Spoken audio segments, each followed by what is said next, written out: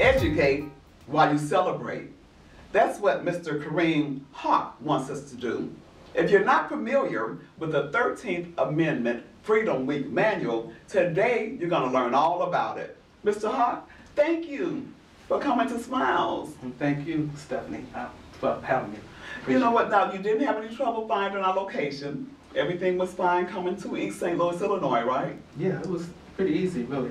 Okay, you know what, Mr. Haqq, and you have such a wonderful book here, and I couldn't exhaust everything in here, but I want you to help us understand, what is the 13th Amendment Freedom Week movement? Well, the 13th Amendment Freedom Week movement is a cultural movement, and it's designed to establish a time here in America that we celebrate freedom based upon the 13th Amendment. Reason why the 13th Amendment, because the 13th Amendment is what actually ended slavery. It's the very first time in American history that everybody was legally free, all law-abiding citizens. And it doesn't matter what race, is no matter what religion, it's non-political. Everybody, all Americans who love freedom can participate in this. You know, that's an interesting point, because when we talk about the ending of slavery and celebrating its ending, it seems like such a movement would be just dedicated to African Americans or black people, but that's not the case, huh? No, America has a lot to offer in terms of understanding the principles of freedom. The thing is that it started in 1776 with us. A lot of black Americans, they don't see themselves in the Declaration of Independence, nor sometimes in the Constitution. But both of them had an impact on us getting our freedom. It started with Declaration of Independence, 1776, but it ended with the 13th Amendment. And so, because we were the last to be free, we should especially embrace this. But it's still an American holiday. It's part of the Constitution, part of the basic law of the land. It's just as American as apple pie. So it was put in the Constitution for us, but it was also put in there by our white Americans. Okay. So we all should be proud of it. And it has been a major benefit. I mean, it's actually helped to get us out of the chains and stuff like that. So the 13th Amendment is very important for us. And if we're going to celebrate freedom, we should celebrate a time when everybody's free, not when some people are free. I see. Do this for me, if you will. Give us a brief overview of your book, the 13th Amendment Freedom Week Manual. Well, the 13th Amendment Freedom Week Manual is the book. The 13th Freedom Week movement is based upon the manual. The manual outlines the movement and the celebration week. It's a 7-day event. The very first day, which is outlined in the book, people who participate it's called Abolitionist Day, where each participant will pick out an abolitionist or an institution or an event that had an impact on our freedom. And from there they would do the research, and they would study it and bring it back to the group. Everybody brings somebody different, and they would discuss the different individuals. So we'll learn about the abolitionists that day. The next day is the government day, forms of government, where we'll take the different forms of government that exist, and that because government is very important on whether or not people have freedom or not. And we will study the 5 basic forms of government. A lot of people don't realize it until they, you break it down, but it's only 5 basic forms of government that ever existed. And so we want to know what they're about, and so we can be able to tell which one is best and conducive towards freedom. The first form of government is called monarchy. That's when one person rules. The second form of government is called oligarchy. These are forms, and that's when a small handful of people rule. The third form of government is a democracy. That's where the majority rule, the people rule. The fourth form of government is a constitutional republic. That particular form of government is the only one where a particular thing rules. Is your book written such that all age groups can benefit from it? All age groups. It depends on how you just break it down to them. But like I was saying, it's the 5 basic forms of government. I talked about the first 4, and the last one is anarchy. That's when it's autonomous rule, where everybody just kind of on their own, family, clan, whatever. But a lot of people don't realize, out of those 5 basic forms of government, the one that we supposed to have here in America is not democracy. That's not the form of government we're supposed to have. The form of government we're supposed to have is a constitutional republic. It's a republic. And the particular thing that rules is law. So everybody's supposed to be up under the law. So that's one thing that we have to understand. Now, the third day is talk about the different economic systems. Okay. And in my book, I explain the different economic systems and break them down and everything, because that's very important. Because if you're talking about freedom, you have to have the right type of government. You have to have the right type of economic system.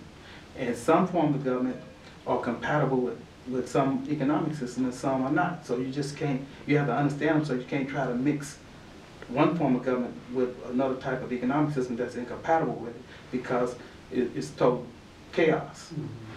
The next day is of the celebration, which is the 4th day, is where in my book I got all types of historical documents where people who were participating in this celebration week, they would take a particular document in their group and they would study it and they would talk about it and how it helped to impact our freedom. So it's an educational process, like I said, educate while you celebrate. So every day you're learning something. And the 5th day is when it's like a awards day, or where people who are participating up to that point will probably get some type of award for their progress or their accomplishment or anything that they've done. Also, that particular day will be turned in a special project for genealogy. So whoever participate in the group, young and old, they will have a special project where they will try to go back and do a personal history of their family and try to bring that family together. And so this is helping to strengthen the family, get to know who your roots are and everything, try to trace it back to the slavery time or before. So this is, and this you update that every year because it's an annual celebration. The 6th day is when we have festivities. That's when you have the bazaars, the games, the music, just everybody having fun and fundraise, whatever you want to call it. And that 7th day is where everybody just go to their place of worship and give thanks for our freedom. Okay, let me ask you this. How does the 13th Amendment Freedom Week differ from Juneteenth? Well, the Juneteenth celebration. Juneteenth is based upon the Emancipation Proclamation. The 13th Amendment Freedom Week celebration is based upon the 13th Amendment. I see. The 13th Amendment passed through Congress in January 1865, but it had to go through the states to be ratified. So it didn't get ratified to December 6, 1865. So Juneteenth came in June, and that's during the summer. So we celebrate Juneteenth in the summer, but the 13th Amendment we'll celebrate in December, more like the late fall or early winter. Right, right. The Juneteenth came about with the people in Texas. That was really started off as a Texas celebration, because after Lincoln issued the Emancipation Proclamation, which was effective January 1st, 1863, it was only for the states that was rebelling. It was 15 slave states, I'm sorry, but only 11 rebelled. So it only covered those 11 slave states that rebelled. It didn't have anything to do with the other 4 slave states that didn't rebel. It was really more than 4 slave states, but they didn't rebel. So the Emancipation Proclamation did not cover them. Some of those states didn't get their freedom until the 13th Amendment. Okay.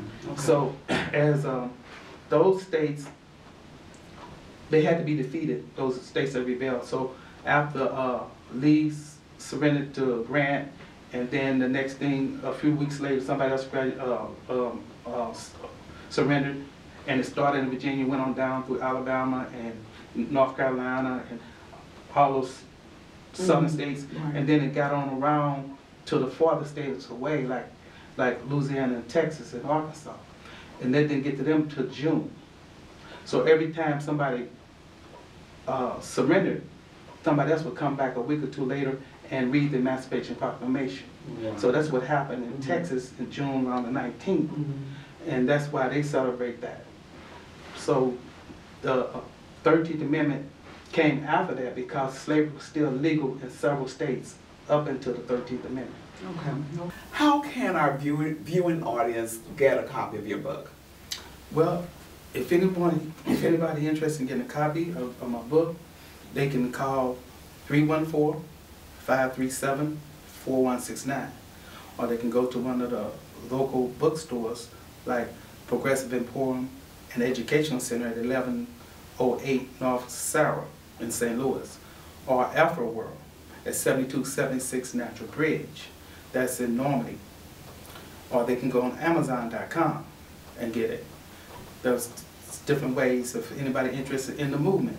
They can also call 314-537-4169. Thank you, Mr. Haqq, for coming to Smiles Television Talk Show. And I ask all my guests, when you come back, you'll come back again? Oh yeah. Okay. Okay, then we have you on tape, so you said you'll be back, and we're going to expect to see you again. And it's been a pleasure talking with you. And you have a great day.